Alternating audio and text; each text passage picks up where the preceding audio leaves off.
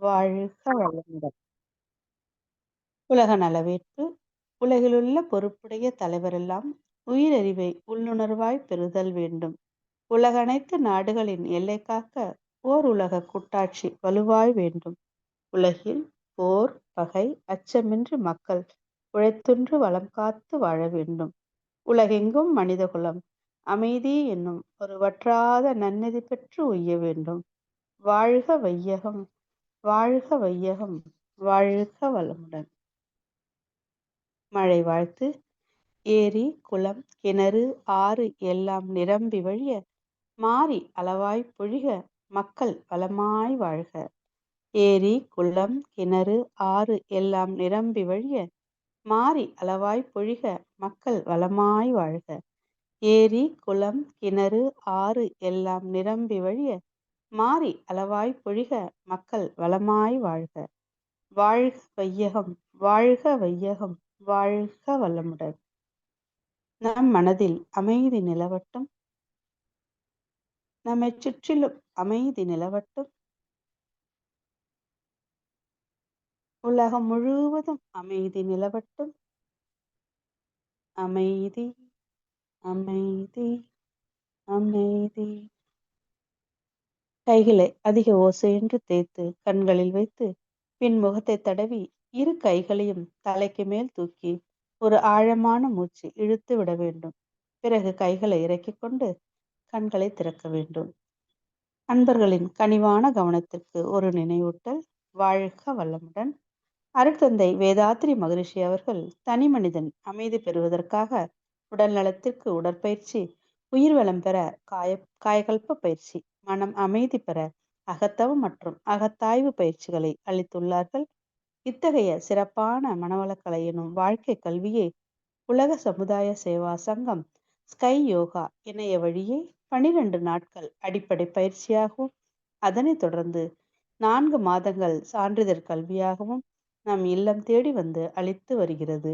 இந்த சிறப்பான செய்தியினை நமது உறவுகளிடமும் நட்புகளிடம் பகிர்ந்து அனைவரும் உடல் நலத்துடன் ஆரோக்கியமாக அமைதியாக வாழ நம்மால் ஆன சிறு உதவியினை செய்வோம். மகரிஷியின் கனவாம் உலக அமைதிக்கு நம்மால் என்ற சிறு தொண்டினை செய்து குருவின் கனவினை நனவாக்குவோம். மேலும் விவரங்களுக்கு kundaliniyoga.edu.in இணையதளத்திற்கு செல்லவும். வாழ்க வளமுடன். தவத்தினை தொடர்ந்து ஊழ்வினை என்ற தலைப்பில் சிந்தனை விருந்து வழங்க பேராசிரியர் அருள்நிதி புஷ்பகலா அம்மா அவர்களை அன்புடன் அழைத்து அமர்கிறோம். வாழ்க வளமுடன் அம்மா. வாழ்க வளமுடன் அம்மா. வாழ்க வளமுடன். வாழ்க வையகம், வாழ்க வையகம், வாழ்க வளமுடன். குரு வாழ்க, குருவே துணை. இந்த உலகத்திற்கு கொடுத்த என் தாய் தந்தையரை வணங்குகிறேன். நமது குரு பிரான் ஆசான் அருட்தந்தை வேதாத்ரி மகரிஷி அவர்களை வணங்குகிறேன். வாழ்க வளமுடன். இந்த இணையத்தில் இணைந்திருக்கும் வேதாத்ரிய குடும்ப உறுப்பினர்களுக்கு என்னுடைய வணக்கங்களும் வாழ்த்துக்களும். வாழ்க வளமுடன்.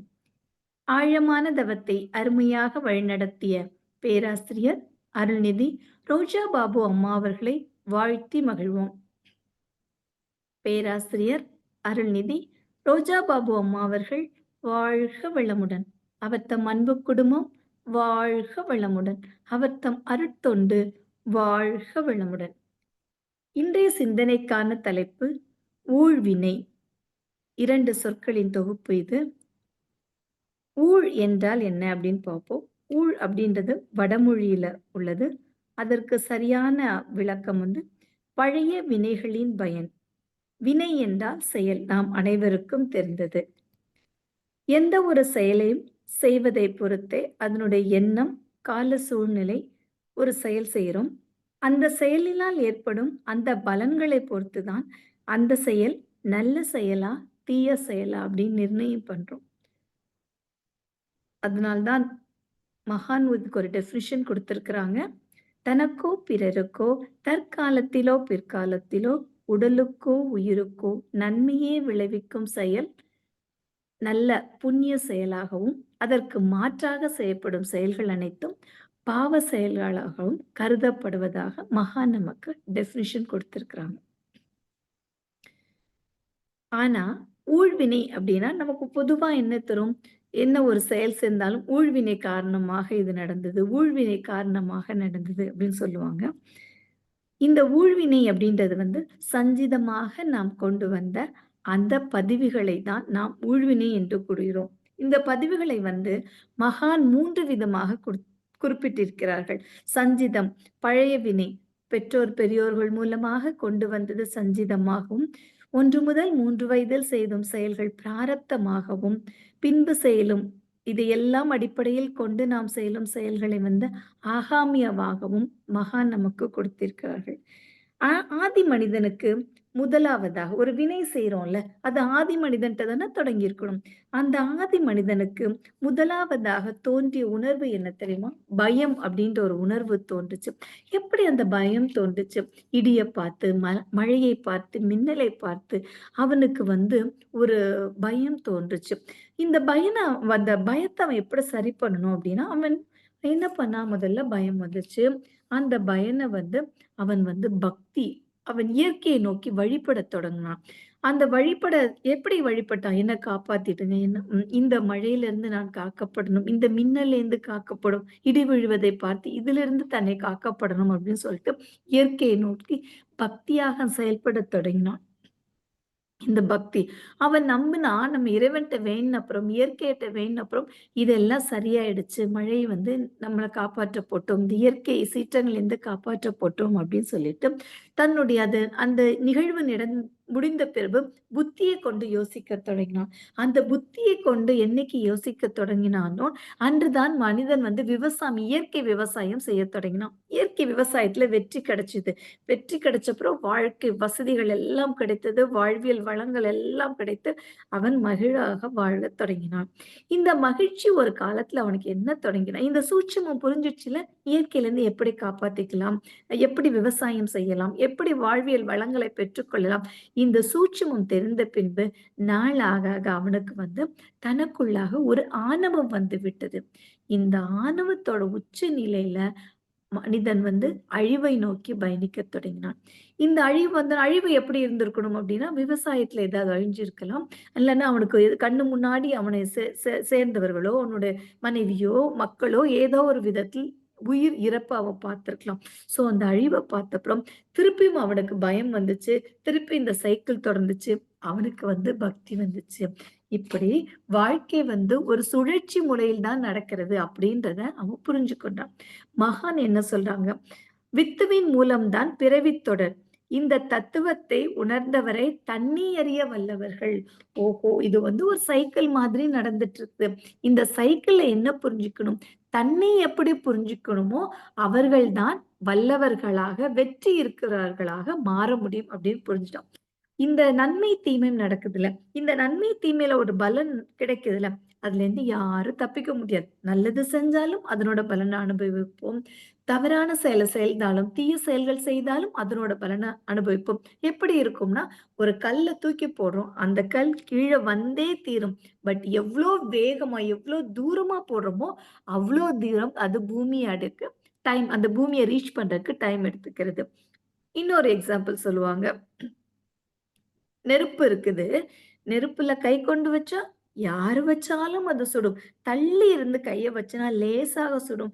நெருப்புக்கு உள்ள கை கொண்டு வச்சா வேகமா அதனோட இன்டென்சிட்டி அதிகமா சுடும் நமக்கு. அதுபோல மழைநீர் விழும்போது எவ்வளவு மேடுல விழுந்தாலும் பின்பு பள்ளத்தில் செல்வது நடந்தே தீரும். அது போலதான் நம்மளுடைய செயல்கள் ஊழ்வினையோட பயனை நாம் அனுபவித்தே தீர வேண்டும். இதுல இருந்து தப்பிக்க முடியுமா அப்படின்னு ஒரு கேள்வி வருது. அது எப்படி தப்பிக்க முடியும்ன்ற விளக்கங்களை பின்ன பார்க்கும். ஒரு வினை செஞ்சுட்டோம். திருமூலர் சொல்லாரு, வினைப்பதிவே தேகம் கண்டார். நல்லதும் சேர்ந்ததும் இருந்ததால் தான் நம்ம ஒரு தேகம் எடுத்து இந்த உலகத்துக்கு வந்திருக்கிறோம். ஆனா ஊழ்வினைனா கெட்டது செய்தது அப்படின்ற ஒரு மனநிலையில மாற்றுவதற்கு சில விஷயங்களும் சில செயல்களும் நாம் செய்ய வேண்டும். நல்வினை தீன்வினை கலவையால ஊழ்வினை உறுத்து ஊட்டும் அப்படின்னு சொல்லியிருக்கிறாரு சமண துறவி இளங்கோவடிகள். உறுத்து ஊட்டியது ஒரு தீவினை செய்தனால் அந்த ஊழ்வினை எப்படி உறுத்து ஊற்றியது அப்படின்றத ஒரு நிகழ்வு பார்ப்போம். ஆம், நம்ம எல்லாருக்கும் தெரிஞ்ச ஒரு விஷயம் தான். கோவலன் செய்தது. கோவலன் வந்து ஒரு தவறான ஒரு ஜட்ஜ்மெண்ட்னால அவர வந்து இறக்குற ஒரு தருணம் வந்து விட்டது. அப்ப கண்ணகி பார்த்து துடிக்கிறாங்க. கோவலன வந்து எரிச்சுட்டாங்க. தவறான ஜட்ஜ்மெண்ட் அப்படின்னு தெரிஞ்ச போதும் கண்ணகி துடித்து நம்ம எல்லாருக்கும் தெரிஞ்ச கதை மதுரையை எரிக்கிறாங்க. அந்த தருணத்துல அங்க இருந்த ஒரு மத்ராபதி அப்படின்ற தெய்வம் வந்து கண்ணகி முன்னாடி வந்து சொன்னது. இது எப்படி நடந்தது தெரியுமா? இன்று நடந்த ஒரு செயல்னால உன்னுடைய கணவன் வந்து இந்த டெத் சென்டென்ஸ்க்கு வந்து அவர் அனௌன்ஸ் பண்ணல. முற்காலத்துல பாண்டியர்களும் கொடுங்கோல் ஆட்சி செய்திருக்க காலத்துல என்ன நடந்தது? கபிலபுரதாசனும், குமரப்பெருமானும் அப்படின்ற 2 பேர் வந்து ஒருவரை ஒருவர் பழி தீர்த்துக்க. நான் இவன தீர்த்து வெல்லணும்னு ஒருவரும், இன்னொருத்தரும் அப்படியே வெல்லணும்னு நெனச்சுட்டு அந்த சண்டைக்கு தயாராக இருக்கிற அந்த தருணத்துல, சிங்கபுரத்து அப்படின்ற ஒரு ஊர்ல கடைவீதி வழியாக இயல்பாக பண்ட விற்றுக் கொண்டிட்டிருந்த ஒரு சங்கம் இருந்துச்சு.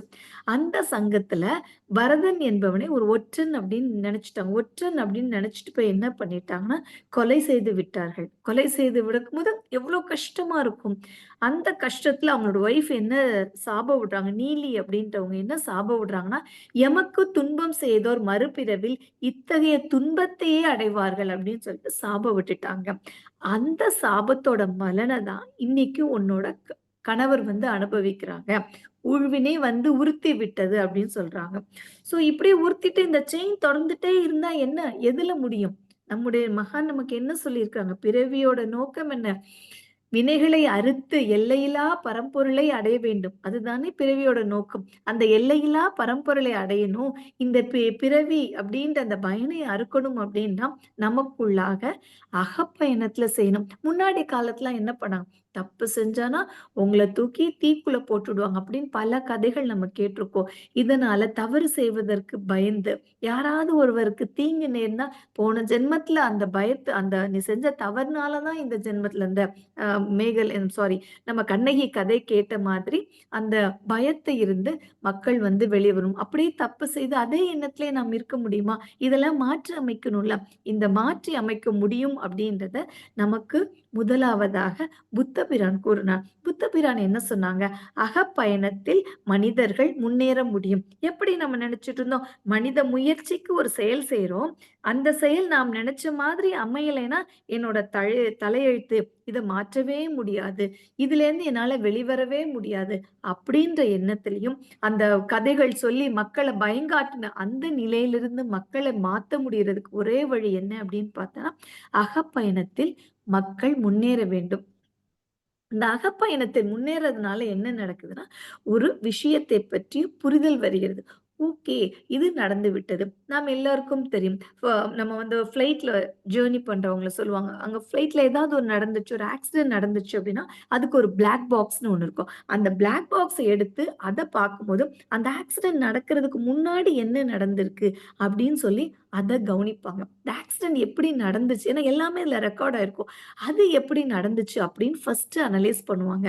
அதுபோல தான் நாம் இந்த உலகத்திற்கு வரும்பொழுது கொண்டு வந்த அந்த சஞ்சித கர்மத்தை வந்து நம்ம வந்து ஃபர்ஸ்ட் புரியணும். அதை பார்த்து பயம் அப்படின்ற அந்த உணர்விலிருந்து வெளிவந்து அதை பற்றி நம்ம என்ன பண்ணணும்? புரிய முயற்சி பண்ணும். அது புரிஞ்ச அப்புறம் நமக்கு என்ன ஆகுது? அதை அறிதல். ஓகே இது நடந்துடுச்சு. இப்ப நடந்த விஷயம் மாற்றி அமைக்க முடியாது. பெற்றோர்களோ, பெரியோர்களோ தெரியாம அந்த சூழ்நிலைக்கு ஏதோ ஒரு வினைய செய்துட்டாங்க.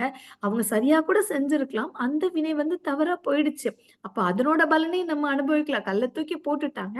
கல் கீழ வந்து தானே ஆகணும். அப்போ அதை நம்ம அனுபவிக்கணும். அறிந்த பின்பு அதை பற்றி நமக்கு ஒரு அறிதலும், புரிதலும் அதிகமாயிட்டா, அடுத்து நம்முடைய பயணம் எதுவாக இருக்கும்? அதனை பற்றிய ஞானத்தை நோக்கி நாம் பார்ப்போம். இதை நம்ம எப்படி சரி செய்யணும்? அப்படின்ற ஞானம் நமக்குள்ளாக வந்து கணியன் பூங்கொன்றனார் சொல்றாங்க, "தீதும் நன்றும் பிறர் தர வாரா" அப்படின்றாங்க. ஒரு பாயிண்ட்ல நம்ம என்ன முடிவுக்கு வந்துரும்? ஓகே, அவங்க செஞ்சிருந்தாலும், இப்போ இந்த தருணத்துல இந்த ஊழ்வினையை என்னால் மாற்றி அமைக்க முடியுமா? இதை நம்மால் மாற்றி அமைவதற்கு நான் என்ன வழியில் சென்றால் அதனை மாற்றியமைக்க முடியும்? யோசிக்க ஆரம்பிச்சோம். யாரும் எனக்கு குடுக்கலப்பா. இத நானாவே நான் ஏத்துக்கிறேன் அப்படின்ற ஒரு மனநிலைக்கு வரும். செய்த செயலை மாற்ற முடியாது. அதனுடைய பலன் இருக்குல்ல, அந்த பலன்ல இருக்கிற அந்த இன்டென்சிட்டி அதனோட அழுத்தத்த வந்து நம்மளால மாத்த முடியும். அதனால தான் மகான் நமக்கு வேதாத்திரியத்துல முக்கியமான ஒரு விஷயம் என்ன குடுத்திருக்கிறாங்க அப்படின்னு பார்த்தோம்னா, செயல் விளைவு தத்துவம். செயலோட அந்த விளைவோட செயலோட விளைவை நீ அனுபவித்தே தீர வேண்டும். அதுலயும் ஒரு ஒரு ஒரு சூட்சுமமா இன்னொரு விஷயம் சொல்லிக் குடுத்துருக்காங்க. பாவ பதிவுகளும் போக்கும் வழிகளும் 2ம் சொல்லிக் குடுத்துருக்காங்க. செயல் விளைவத்தையும் நீ அனுபவிக்கணும். பட் அதிலிருந்தும் உங்களால் வெளிவர முடியும் அப்படின்னு சொல்லிக் குடுத்திருக்காங்க. அது எப்படி வெளிவர முடியும்? யோகம் கற்க வேண்டும். யோகம் நன்றாக கற்க வேண்டும் என்றால், தேகம் நல்லா இருக்கணும். இந்த தேகம் நல்லா இருந்தா தானே யோகம் கத்துக்க முடியும். அந்த யோகம் கத்துக்கிட்டா தானே அந்த பழிப்பதிவுகள், அந்த பாவ செயல்களிலிருந்து நம்மளால் வெளிய வர முடியும். இந்த வெளிய வர முடியும். யோகம் கத்துக்கும்போது என்ன ஆகுது? இந்த வினைப்பதிவு நம்ம உடம்புல என்னவெல்லாம் வருது? உடல்ல நோயாக வருகிறது, மனதில் குழப்பமாக வருகிறது, வாழ்வில் சிக்கலாக வருகிறது. ஸோ இந்த பிளாக் பாக்ஸ்ல ஏதோ இருக்குது. இத சரி பண்ணணும். இது சரியா பண்ணணும் அப்டின்னா, முதல்ல இதனை பற்றி அறிவு கிடைச்சிருச்சு. வேதாத்திரியம் நமக்கு கிடைச்சிருச்சு. நாமெல்லாம் இந்த இடத்தில் நாமெல்லாம் ஒரு விஷயம் பண்ணோம். அந்த ஊழ்வினை அப்டின்றது நாமெல்லாம் நல்ல வினைகள் அதிகமா வாங்கி வந்துட்டுருக்கோம். அதனால தான் நமக்கு இந்த வேதாத்திரிய அறிவு கிடைத்தது. எத்தனையோ பேர் இந்த உலகத்துல இருக்கிறாங்க. எல்லாத்துக்குமா இந்த அறிவு கிடைச்சது? அதுல ரொம்ப குறைவான மக்கள் தான் பயிற்சி எடுத்தாங்க. அந்த ரொம்ப குறைவான மக்கள் தான் பிராக்டிஸ் பண்ணாங்க. நாமெல்லாம் கை தூக்கி மார்பு தட்டி சொல்லலாம், நாங்கெல்லாம் அந்த பயிற்சிகளை செய்றோம். ஸோ நமக்கெல்லாம் முன்னோர்கள் செய்த வினை வந்து நல்ல வினையாக, புண்ணிய கர்மாக்கள் நெறைய செய்ததுனால தான் நாம் வந்து இந்த வேதாத்திரிய கல்விக்குள்ள வந்துட்டோம். வேதாத்திரிய அறிவு கிடைச்சாச்சு. வேதாத்திரிய அறிவு கிடைச்சா மட்டும் போதுமா? அதற்காக முயற்சி வேணும். எப்படி முயற்சி பண்ணணும்? அப்படின்னு பார்த்தோன்னா, யோகம் கற்ற பின்னு தினம் அந்த முயற்சிய எப்படி பண்ணும்? பயிற்சியாக செய்யணும். அ பெற்றோர்கள், பெரியோர்கள் மூலமா நமக்கு சில ஹெல்த் இஷ்யூஸ் வருது. கர்ம நோய்கள் அப்படின்னு சொல்லுவாங்க. இந்த கர்ம நோய்கள் அத சரி செய்வதற்கு நாம் என்ன பண்ணணும்? தினம் நாம் பயிற்சி செய்யணும். இந்த முயற்சியை பயிற்சியா மாற்றும் பொழுது, உடனே மாறாட்டினாலும் கால அளவுல நம்மளால பலவிதமான உடல் அளவில், மன அளவில் மாற்றங்களை கொண்டு வர முடியும். அப்படி மாற்றங்கள கொண்டு வந்த பின்பு அடுத்ததாக உடலுக்கு பயிற்சி குடுத்துட்டாங்க. உயிர். இந்த உயிர் வந்து ஒரு ஒரு துடிப்பா, ஒரு அஜிடேட்டடா இருக்கிறனால தானே நமக்கு பிரச்சனை வருது. அதற்காக தான் மகான் நமக்கு 7 நிமிடத்தில் ஒரு நாளன்றுக்கு 7 நிமிடத்துல ரொம்ப ஈஸியா செய்ற அந்த காயகல்ப பயிற்சிய குடுக்குறாங்க. அப்போ உயிரை நல்லா வளமா வச்சுட்டோம்னா, நம் உடம்பும் வளமாக இருக்கும், நம் மனமும் வளமாக இருக்கும். அடுத்ததாக இறை வழிபாடு அல்லது அகத்தவம். பக்தி மார்க்கத்தில் இருக்கும் அன்பர்களுக்கு இறை வழிபாடு மூலமா போனாங்க. நாம் எல்லாம் வேதாத்திரி அன்பர்கள். அகத்தவம் செய்யத் தொடங்கினோம். ராஜயோகமாக நம்ம அகத்தவம் செய்றோம். இந்த அகத்தவம் செய்யும் பொழுது என்னன்னா, நம்மளோட மன அலைச்சூழல் நம்ம எல்லாருக்கும் தெரியும். அந்த மன அலைச்சூழல் வந்து படிப்படியாக குறைந்து ஒரு இந்த த கணியன் பூங்குன்றனார் சொன்ன அந்த ஸ்டேட் பிறர் தர வாரா.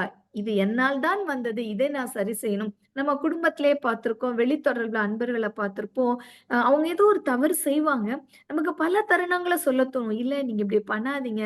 உங்களுக்கு கஷ்டமா இருக்கு. இது மூலமா மத்தவங்கள கஷ்டப்படுது. உங்களோட எண்ணமோ, சொல்லோ, செயலோ மத்தவங்கள வந்து கஷ்டப்படுத்து. நீங்க பண்ணாதீங்க." சொல்ல முயற்சி பண்ணுவோம். ஆனா சொல்ல மாட்டோம். முயற்சி பண்ணுவோம், சொல்ல மாட்டோம். ஏன் அப்படின்னா, இப்போ வந்து நமக்கு அந்த தெளிவு வந்துடுச்சு. நமக்கு அந்த மைண்ட் ஃப்ரீக்வன்சி குறைந்ததுனால, நம்ம ஒரு நடுநிலையான மனசுக்கு வந்துட்டோம். நம்ம அறிவு பெற்றுட்டோம். நமக்கு இத சொல்ற இருக்கு. ஆனா, புரிந்து இருக்கிறவங்களுக்கு அதே அறிவு இருக்கா அப்டின்னா கொஞ்சம் கஷ்டம். எப்பொழுதுமே ஒரு கருத்து சொல்லும்போது, குழந்தைகள், நண்பர்கள், நமது ஸ்பௌஸ்ட்ட கூட நம்ம கருத்து சொல்லும்போது, அவங்க அப்டியே தான் அக்செப்ட் பண்ணுவாங்களான்னு நம்ம சொல்ல முடியாது. அப்டிதானே? அப்ப நம்ம யோசிக்கும் பொழுது, சொல்ல நம்ம யோசிச்சிட்டே இருக்கும் பொழுது, நம்ம என்ன பண்ணலாம் அப்டின்னா, மகான் அதுக்கு தான் நமக்கு ஒரு தாரக மந்திரமான வாழ்க வளமுடன் மந்திரம் குடுத்திருக்காங்க. இவங்கள சரி பண்ணணும், சரி பண்ணணும்னு அகத்தவம் பண்ணும்பொழுது நெனைக்கிறோம். ஆனா வாழ்த்தும்போது நமக்கு என்ன தோணுது? அவங்கள வாழ்த்திடலாமே! அவங்க வாழ்த்துன அப்புறம் அவங்களே நாளடைவுல சரி பண்ணிடுவாங்களே! நமக்கும் அவங்களுக்கும் இது ஒரு நல்ல ஒரு கம்பேட்டபிலிட்டி அத வந்து நம்ம பிரேக் பண்ண வேண்டாமே! நம்ம வாழ்த்தத் தொடங்குவோமே! அப்படின்னு சொல்லிட்டு இந்த பயிற்சிகள் செய்ய செய்ய நாம் வந்து ஒருத்தங்கள ஒரு கமெண்ட் சொல்றத தவிர்த்துட்டு, ஒருத்தங்கள கமெண்ட் சொல்றத விட்டு, அவங்க எனக்கு ஏதோ தீமை செய்தா கூட அவங்க என்னோட வினைப்பதிவ கழிக்க தானே வந்திருக்காங்க. அவங்கள வாழ்த்திடுவோமே. சரி அவங்க எனக்கு தீமை செய்யல. ஆனா கூட அவங்க மத்தவர்களுக்கு தீமை செய்ற அந்த எண்ணம் வருதே, அந்த எண்ணம் அவங்களுக்கு வரக்கூடாதுன்னு அவங்களுக்கு நம்ம எப்படி சொல்றது? சொல்ல முடியாதே. அவங்கள நம்மள வாழ்த்திடலாமே. குறைந்தபட்சம் இந்த வாழ்த்து செய்ய செய்ய செய்ய அவர்கள் வாழ்க்கையில மாற்றம் நடக்கிறது. இந்த அகத்தவம் செய்யும் பொழுது நமக்கு இன்னும் என்ன மாற்றம் நடக்குதுன்னு பார்த்தனா, இந்த மனதை புலன்களில் ஒடுக்கி ஒரு புள்ளியில் வைக்கிறோம். எல்லா புலன்கள்னால தான் இந்த உலக சந்தோஷத்த எல்லாம் அனுபவிக்கிறோம். அந்த புலன்கள அடக்கி ஒரு புள்ளியில் வச்சுட்டோம்னு வச்சுக்கங்களேன், எவன் ஒருவனுக்கு தன் புலன்களை வெல்ல முடியுதோ, அவங்களால அடக்க நிலை ரொம்ப இயல்பா வந்துடும் அப்படின்னு மகான் சொல்றாங்க. எல்லாமே செய்றோம். ஒழுங்கா எக்சர்சைஸ் பண்றோம், மெடிடேஷன் பண்றோம், அகத்தவம் பண்றோம். அகத்தாய்வு டெய்லி செஞ்சுட்டே இருக்கோம். ஒரு ஒரு செகண்டும் செஞ்சுட்டே இருக்கோம். ஆனாலும் இந்த ஊழ்வினையினால எனக்கு சில பதிவுகள் வருதே, அதை எப்படி நாம் சரி செய்ய வேண்டும்? நமக்கு தோணுதுல, நல்லது நினைக்கிறோம். வீடையே நம்ம வந்து ஒரு ஒரு அறிவு திருக்கோயிலா மாத்துறோம். அந்த வீட்லயே வச்சு நெறைய பேருக்கு சொல்லிக் குடுக்குறோம். எக்சர்சைஸ் சொல்லிக் குடுக்குறோம். மெடிடேஷன் கத்து வந்துட்டாங்கன்னா, அவங்களுக்கெல்லாம் குரூப் மெடிடேஷன் பண்றோம். ஆனாலும் இந்த உள்வினையிலிருந்து என்னால வர முடியலையே! அந்த பிளாக் பாக்ஸ்ல அப்படி என்னதான் இருக்குது? அந்த பிளாக் பாக்ஸ்ல உள்ள இன்ஃபர்மேஷன் இன்னும் எப்படி கேட்டு நான் எப்படிதான் இம்ப்ளிமெண்ட் பண்றது? அப்படின்னு நம்ம எல்லாருக்கும் ஒரு கேள்வி வருது. எப்போ வரும்? அ என்னதான் மெடிசின்ஸ் எடுத்துட்டாலும் உடம்புல உள்ள உடம்பு சரியாக மாட்டேங்குதே! மனம் ஓட்டம் அப்படியே தாறுமாறா போகுதே! அது எப்படி ஒரு கட்டுக்குள் கொண்டு வந்து நல்ல சிந்தனைகள் நெனச்சுட்டே இருக்கிறோம். சில டைம் ஒரு நாள் நம்மளோட பார்ட்னர் வர லேட் ஆயிடுச்சுன்னா, ஆக்சிடென்ட் ஆயிருக்குமோ, அதுவா இருக்குமோ, இதுவா இருக்குமோன்னு அந்த எவ்ளோ அந்த தவம் ஃப்ரீக்வன்சில இருந்தா கூட, அந்த ஒரு சில செகண்ட்ஸ் தான். ஒரு நிமிஷம் கூட சொல்லணும். சில நொடிகள் வந்து நம்மளோட ஓட்டங்கள் வந்து வேகமா நடக்குதே! இதெல்லாம் எப்படி சரி செய்ய முடியும் அப்படின்னா, அதற்கு தான் மகான் சொல்லிர்றாங்க. அதற்கு மேலாக மேல் பதிவு போட்டுட்டே இருங்க. மேல் பதிவு நல்லா அப்படி ஒரு எண்ணம் தோணும்போது, இல்ல அங்க டிராஃபிக் அதிகமா இருந்திருக்கும். இன்னைக்கு ஆஃபீஸ்ல நெறைய வொர்க் இருந்திருக்கும். இதான் மீட்டிங்ல ஹெல்ட் அப் ஆயிருப்பாங்க அப்படின்னு சொல்லிட்டு, மேல் பதிவுகள் போட போட போட இந்த நிலையை மாற்றி அமைக்க முடியும். ஆ எல்லாரும் சொல்லுவாங்க. தள்ளுபடியில 1 வாங்குனா 1 ஃப்ரீ அப்படி சொல்லுவாங்க. அதுபோல சொல்லுவாங்க மூத்த பேராசிரியர்கள், த தவமும் தற்சோதனையும் செய்து விட்டோம் என்றால், குணநலப் பேரும், முழுமை பேரும் நமக்கு கிட்டிவிடும். குணநலப் பேரும், முழுமை பேரையும் நம்ம சரி செஞ்சு விட்டாலே போதும், நம்ம வாழ்க்கையில நம்ம அந்த வினைப்பதிலிருந்து வெளியே வர முடியும். எப்படி ஒரு மண்பானை ரொம்ப அழகா செய்றோம். அந்த மண்பானைக்குள்ள என்ன இருக்குது? மண் இருக்குது. அதுபோல தான் இந்த விண்ணால் ஆன இந்த உடம்புக்குள்ள என்ன இருக்குது அப்படின்னு போட்டா, நல்ல எண்ணங்கள் இருக்க வேண்டும். எண்ணங்கள் அப்படின்றது நமக்குள்ளாக தானே இருக்குது. அந்த எண்ணம், சொல், செயலால் வந்து நாம் நன்மையே செய்ய வேண்டிய செயல்களையோ, எண்ணங்களையோ சொல்ல சொல்ல சொல்ல சொல்ல அந்த பதிவுகள் பயிற்சிகள் மூலமா சரி பண்ண முடியும். அப்புறம் எண்ணம், சொல், செயல் மூலமாக சரி பண்ண முடியும்.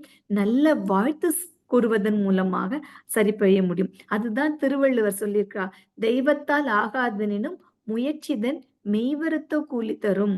இது முடியவே முடியாதுன்ற வினைப்பதிவு உன் ஊழ்வினை பயன் என்ன சொன்னாலும் நாம் முயற்சி செய்வதன் மூலமாக இல்ல இதுல நான் வந்துருவேன். இந்த சூழ்நிலை நான் கடந்து வந்துருவேன்ற எண்ண பதிவுகள், அந்த பாவ பதிவுகளும் போக்கும் வழிகளும் இல்ல மகாநாதன சொல்லுங்க. மேல் பதிவுக்கு நம்ம அழுத்தம் குடுக்க குடுக்க குடுக்க நம்ம கொண்டு வந்த அந்த சஞ்சீத கர்மத்துல உள்ள பதிவுகள் எல்லாம் படிப்படியாக படிப்படியாக காணாம போய்விடும். இப்பல்லாம் நம்ம எல்லாருக்கும் தெரியும். மோட்டிவேஷனல் ஸ்பீக்கர்ஸ் அப்படின்றவங்க வந்து ஒரு பெரிய சமுதாயத்துல வந்து ஒரு பெரிய மாற்றத்த குடுக்குறவங்களா இருக்கிறாங்க. அப்படிப்பட்ட ஒரு மோட்டிவேஷனல் ஸ்பீக்கரோட எக்ஸ்பீரியன்ஸ இந்த டைம்ல உங்களோட நான் பகிர்ந்துக்கிறேன். அந்த மோட்டிவேஷனல் ஸ்பீக்கர் எவ்ரி இயர் வருஷத்துல ஒரு தடவ தான் கிளாஸ் எடுப்பவர். ஏன்னா அவரு பெரிய பிசினஸ் மேக்னட். ஸோ அந்த ஒரு தடவ கிளாஸ் எடுக்கும்போது, அவரு ஒரு சர்வீஸா என்ன பண்ணுவார்ன்னா, அந்த நெறைய ஆக்டிவிட்டீஸ்லாம் குடுப்பாரு. அதுல பெஸ்ட்டா படுக்கிற 3 பேர சூஸ் பண்ணி, அந்த 3 பேருக்கும் அவர் ஸ்பெஷலா ட்ரெய்னிங் குடுத்து அவங்கள வாழ்வியல் வெற்றியாளர்களா மாத்துறது வந்து, அவரு வந்து வருடத்துல ஒரு ஒரு டைம் பண்ற ஒரு வாழ்வியல் கடமையா வச்சுட்டு இருந்தாரு. அந்த மாரி ஒரு தடவ நடக்கும்போது, ஒரு 3 இளம் வயது அன்பர்கள அவரு சூஸ் பண்ணிட்டாரு. சூஸ் பண்ணிட்டு, உங்களுக்கு நான் இன்னும் ஸ்பெஷல் ட்ரெய்னிங் குடுத்து, இன்னும் உங்கள வெற்றியாளர்களாக மாத்துறேன். என்னோட வீட்டுக்கு நீங்க வரணும்னு சொல்றாங்க. இந்த இளம் வயது அந்த வாலிபர்கள் வந்து ரொம்ப சந்தோஷம். ரொம்ப தள்ளி இருந்தே அவர பார்த்திருக்கோம். இன்னைக்கு அவரு வீட்டுக்கு போறோம், நாம் தங்க போறோம்னு சொல்லிட்டு, அவங்க 3 பேரும் வராங்க. அவங்க 3 பேருக்கு ரூம் குடுத்து தனித்தனியா தங்க வச்சுர்றாங்க. நெக்ஸ்ட் டே மார்னிங் ஒரு 8 மணிக்கு நீங்க அவங்கள மீட் பண்ண போறீங்கன்னு சொல்றாங்க. அந்த வாலிபர்கள்லாம் தங்குறாங்க. நெக்ஸ்ட் டே மார்னிங் வந்தோனே அவர பார்க்குறாங்க. பக்கத்துல பார்த்தா அவ்ளோ சந்தோஷம். எல்லாரும் கை குடுத்து ஃபார்மலா விஷ் பண்றாங்க. அதுக்கப்புறம் அந்த 3வது அன்பர அவரு கூப்பிட்டுட்டு, "நீ வெற்றியாளன்" அப்படின்னு இந்த டாக வந்து அவர் மேல வைக்கிறாரு. அந்த உடனே மீதி இருக்கிற அன்பர்களுக்கு வந்து ரொம்ப வருத்தமாயிடுச்சு. என்ன நம்ம 3 பேரும் ஈக்குவலா தான் ட்ரெயின் ஆனோம். அவரு நம்மள பார்க்க கூட இல்ல. செலக்ட் பண்ண தானே வர சொல்லியிருக்காங்க. ஏன் நம்மை மட்டும் கூப்பிடல அப்படின்னு நினைக்கும்பொழுது, அவரு கூட்டிட்டு போறார். ஒருத்தர் தங்குன ரூம் கூட்டிட்டு போறார். அந்த முதலாம் நபர் தங்குன ரூம் வந்து ரொம்ப கிளீனா மெயின்டெயின் பண்ணாம பெட்டெல்லாம் அப்படி அப்படியே போட்டுட்டு வந்துட்டாரு. காலையில 8:00 போணுன்றது மட்டும் தான் அவரோட எண்ணமா இருக்குது. ஸோ உன்னால பேசிக் டிசிப்ளினே பண்ண முடியாத நீ வந்து எப்படி ஒரு வெற்றியாளரா இருக்க உன்னோட அடிப்படை தேவைகளை நீ சீர் செய்ய முடியவில்லை அப்படின்னு சொல்லிட்டு அவர ரிஜெக்ட் பண்ண. 2வது அன்பர் போறாரு. 2வது அன்பர் போம்போது இடம்லாம் நீட்டா தான் வச்சிருந்துச்சு. பட் அவருக்கு குடுக்கப்பட்ட உணவ கூட அவரு சரியா சாப்பிடாம அப்படி அப்படி போட்டு வச்சிருந்தார். 3வது அன்பர் இருக்க ரூம் போம்போது அதே மாதிரி கிளீனா தான் இருந்துச்சு. ஆனா அவருக்கு ஏன் குடுக்குறாங்க? அவரும் சாப்பிட்ட ஓரளவு சாப்பிட்டுட்டு அந்த உணவு வச்சிருந்தார். ஏன் குடுத்தீங்க அப்படின்னு கேட்கும்போது இந்த நண்பர் பதில் சொல்றார். உங்க எல்லா ரூம்லயும் ஒரு பாக்ஸ் வச்சிருந்தோம். அந்த பாக்ஸ்ல வந்து வாட்டர் வர்ற அந்த வால்வ வந்து ஸ்டாப் பண்ணிட்டோம். அந்த வாட்டர் வர வால்வ ஸ்டார்ட் பண்ணும்போது, மூத்த நபர் வந்து அத கண்டுக்கவே இல்ல. வாட்டர் வருதா? வரலையான்னு கண்டுக்கவே இல்ல. நெக்ஸ்ட் டே கிளம்பி வந்தார். 2வது நபர் வந்து கை கழுவ முயற்சி பண்ணியிருக்கிறாரு. ஆனா தண்ணி வரல. இந்த 3வது அன்பர் என்ன பண்ணியிருக்கான், அந்த பாக்ஸ எடுத்து அத ஃபுல்லா கிளீன் பண்ணி, மீண்டும் தண்ணி வர்றதுக்கு என்ன வழி உண்டோ அத பண்ணியிருக்காங்க. அதுபோல தான் நண்பர்களே நம்மிடம் இருக்கும் 3 பதிவுகளும். தெரியாம தான் அந்த மூத்த நபர் செஞ்சாரு. இதெல்லாம் கிளீனா வச்சுக்கணும்னு தெரியல. ஒரு நியூ என்விரான்மென்ட். இங்க எப்படி தன்ன காண்பிக்கணும்னு அவருக்கு தெரியல. ஸோ அவரு இயல்பா வீட்ல இருக்கிற மாரி இருந்துட்டு வந்தாரு. 2வது நபரும் அதே மாரி தான். 1 வயது முதல் 3 வயது வரை நாம் தெரியாம தான் சாப்பிடுவோம். சாப்பாட வேஸ்ட் பண்ணுவோம். அதோட வேல்யூ தெரியாம தான் இருக்கும். பட் இந்த வேதாத்திரிய கல்வி நமக்குள்ளாக வந்தப்பணும், இந்த பிளாக் பாக்ஸ்ல என்ன சரி பண்ண முடியும்னு தெரிஞ்சப்புறம், நம்ம ரொம்ப துணிஞ்சு அத ஓப்பன் பண்றோம். இது வேணவே வேணாம்னு நெனைக்கிறேன். நம்ம வந்து அத ஓப்பன் பண்ணி, அதுக்குள்ள அப்படி என்னதான் இருக்குது? அதை நான் எப்படிதான் சரி செய்ய முடியும்னு சொல்லிட்டு, நாம் வந்து சரி செய்றோம். அப்படியே சரி செய்யும் பொழுது என்ன செய்கிறோம்? கொண்டு வந்த வினைகளை தொண்டு செய்து சரி செய்கிறோம். இந்த தொண்டு செய்கிறோம். எனக்கு தெரிந்து விட்டது. இதிலிருந்து நான் வந்துட்டேன். அதுபோல சில நேரங்கள்ல வரும்பொழுது, இதை நான் அனுபவித்தே தீர்க்க வேண்டியது அப்படின்னு அத ஓரமா வச்சுட்டு, நம்முடைய பயிற்சிகளை தவறாது செய்து, எண்ணம், சொல், செயலின் மூலமாக எல்லாருக்கும் நல்லதே செய்யணும். நல்ல நல்ல எண்ணங்கள், நல்ல சொல்கள் நான் சமுதாயத்துல பரப்ப அது நன்மையே விளைவிக்கும். அப்படின்ற ஒரு ஆணித்தரமான அந்த நம்பிக்கையுடன் நான் செயல்படுகிறோம். 3வது ரொம்ப ரொம்ப முக்கியமான விஷயம். தொண்டாற்றி அனைவருக்கும் இந்த கல்வியை கொடுப்பதன் மூலமாக, தொண்டாற்றுவதன் மூலமாக நாம் வெற்றியாளராக மாற்ற முடியும். மகானோட கவிதை, "வளம் பெருக்கி வாழ்வில் முன்னேற வேண்டுமென்றால், வாய்ப்பேச்சால் மட்டுமே இது வராது. சும்மா சொல்லிட்டே இருந்தா மட்டும் போதாது. களம் இறங்கி விளைவுகளை கணித்துக் கொண்டு கணக்காக செயல்புரிய வெற்றி, வெற்றி, வெற்றி" அப்படின்னு சொல்லாங்க. ஊழ்வினை பதிவுகளை நம்மால் மாற்றி அமைக்க முடியுமா? அப்படின்ற ஆழ்ந்த ஆராய்ச்சிக்கு நாம் செய்யும் பொழுது, அதற்கு மேலாக ஆராய்ந்து உள்ள போறத விட, அதற்கு மேல் பதிவுகளை போட நாளடைவில் இந்த நிலை மாறி, அந்த பதிவுகளிலிருந்து நாம் முற்றிலுமாக வெளிய வந்து, தன்னை அறிதல் புரிந்து, இறைநிலையை அடைவதற்கான எல்லா சாத்தியக்கூறுகளும் நம்மிடம் இருக்கிறது என்று கூறி, நல்லதொரு வாய்ப்புக்கு நன்றி. தொண்டாற்றி இன்பம் காண்போம். அனைவருக்கும் நன்றி. வாழ்க வளமுடன். வாழ்க வளமுடன். ரொம்ப சிறப்பான ஒரு ஊழ்வினை பற்றி 2 சொற்களை கொண்ட ஊழ் பிளஸ் வினை பற்றி ரொம்ப மிக தெளிவான விளக்கம் கொடுத்தீங்கம்மா. செயல் விளை பற்றியும் வினைப்பதிவுகளை மாற்ற நம்மால் முடியும். அதுக்கு பயிற்சியும், தவமும், அகத்தாய்வும் செய்யணும்ன்றது ரொம்ப அழகா எடுத்து சொன்னீங்கம்மா. எந்த செயலை செய்தாலும் பழக்கத்தின் மூலமாக தான் செய்யும் செயல்களை பற்றி நம்ம அழகா எடுத்து சொன்னீங்க. இயற்கையின் சூட்சுமத்தை பற்றியும், வாழ்க்கை ஒரு சுழற்சியின் மூலமாக தான் நடக்குது அப்படின்னு, நல்ல செயல்களும், தீய செயல்களுக்கும் என்னென்ன பலன் என்பதையோ கதையுடன் கண்ணகி கோலன் பற்றிய சிறப்பித்தீங்கம்மா. ரொம்ப அழகாக எடுத்து சொன்னீங்க. வாழ்க வளமுடன் அம்மா. நன்றி. வாழ்க வளமுடன். நன்றிகள் அம்மா. நம் அனைவரும் அம்மா அவர்களை வாழ்த்தி மகிழ்வோம்.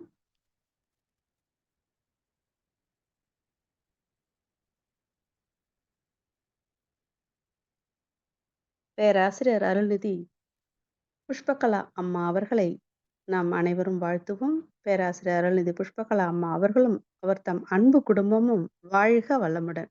அருட்பேராற்றல் கருணையினால் உடல் நலம், நீளாயுள், நிறை செல்வம், உயர்புகழ் மெய்ஞானம் ஓங்கி வாழ்க வளமுடன், வாழ்க வளமுடன், வாழ்க வளமுடன். அம்மா, ஸ்கை ஆன்லைன் மெடிடேஷன் தினசரி நிகழ்வுகள் பற்றிய அறிவிப்புகள்: காலை 5 மணிக்கு மகரிஷியின் பாடல்கள், மாலை 5:30க்கு தவம், காலை 6 மணியிலிருந்து 7 மணி வரைக்கும் வீடியோ அண்ட் ஆடியோவில் உடற்பயிற்சி வகுப்பு இடம்பெறும். அதை பார்த்து கொண்டே நாம் பயிற்சி செய்யலாம். மாலை 6 மணிக்கு மகரிஷியின் பாடல்கள், மாலை 6:25க்கு காயகல்பம், மாலை 6:30க்கு தவம், மாலை 7 மணிக்கு சிந்தனை, மாலை 7:30 மணிக்கு உலக நல வாழ்த்துடன் நிறைவு. பிரதி சனி மாலை தவத்தினை தொடர்ந்து மாலை 7 மணி முதல் 7:30 மணி வரை ஐயம் தெளிதல் நிகழ்வு நடைபெறும். பிரதி ஞாயிறு மாலை 7 மணி முதல் 7:30 மணி வரை சிறப்பு சிந்தனை நடைபெறும். உலக நல வாழ்த்து: உலகமெல்லாம் பருவமழை ஒத்தபடி பெய்யட்டும், உழவரெல்லாம் தானியத்தை ஓப்புடனே பெருக்கட்டும், பல தொழில்கள் புரிகின்ற பாட்டாளி உயரட்டும், பகுத்துணர்வில் தொகுத்துணர்வு பண்பாட்டை உயர்த்தட்டும், கலகங்கள் போட்டிப்பகை கடந்தாட்சி நடக்கட்டும், கல்லாமை கடன் வறுமை கலங்கங்கள் மறையட்டும், நல வாழ்வை அளிக்கும்